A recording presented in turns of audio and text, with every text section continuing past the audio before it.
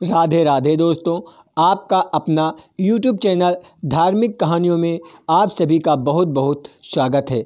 माता रानी की कृपा आप पर व आपके पूरे परिवार पर सदैव बनी रहे।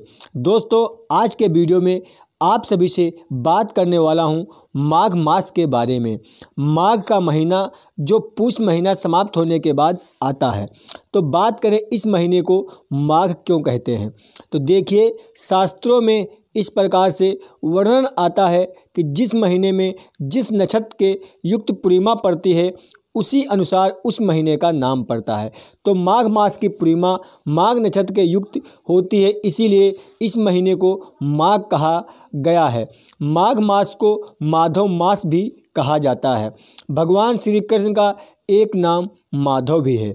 इस महीने में भगवान श्री हरि, विष्णु, भगवान सूर्यदेव और माँ गंगा की पूजा की जाती है। माघ मास में स्नान करने का इतना अधिक महत्व बताया गया है।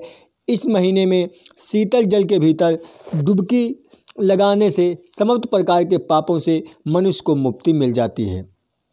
इसलिए शास्त्रों में कहा गया है कि इस माघ मास प्रयागराज संगम में स्नान करना चाहिए। अगर संगम नहीं हो तो क्या करें? ऐसे में गंगा नदी, गोदावरी, कावेरी, नर्मदा, कृष्णा, सरस्वती या ब्रह्मपुत्र, कोई भी नदी आपके घर के आसपास या जहां आप आसानी से जा सकते हैं उसमें भी स्नान कर सकते हैं। मान लीजिए कि आप रोज़ गंगा स्नान नहीं कर पाते हैं, तो कोई नदी आपके घर के आसपास नहीं है, तो आप अपने घर में भी स्नान कर सकते हैं। किसी पवित्र नदी का जल अपने स्नान के जल में मिलाकर या फिर गंगा जल मिलाकर स्नान करते हैं तो पूरे माघ मास में सूर्य उदय से पहले तो गंगा स्नान माघ मास का आपको फल मिलता है। शास्त्रों में इस प्रकार का वर्णन आता है कि प्रयागराज में माघ मास में अगर 3 बार स्नान कर लिया जाए, जो फल प्राप्त होता है वो फल पृथ्वी में 10,000 अश्वमेध यज्ञ करने से भी प्राप्त नहीं होता है। तो प्रयागराज का स्नान अनंत श्रेष्ठ माना जाता है। अगर आप पूरे महीने का कल्पवास नहीं कर पाते हैं तो अगर संभव हो तो माघ मास में कम से कम 3 दिन स्नान कर सकते हैं।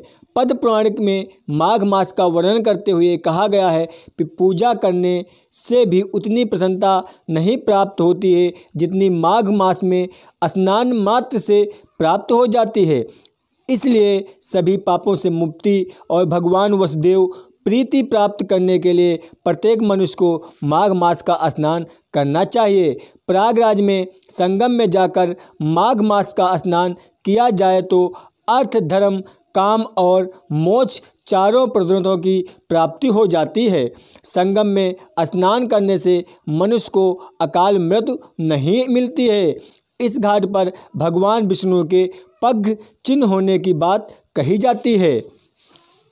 माघ पूर्णिमा के दिन विधिवत स्नान करने और माँ गंगा की पूजा करने से मनुष्य की सभी प्रकार की मनोकामनाएं पूर्ण होती हैं। जय माता दी।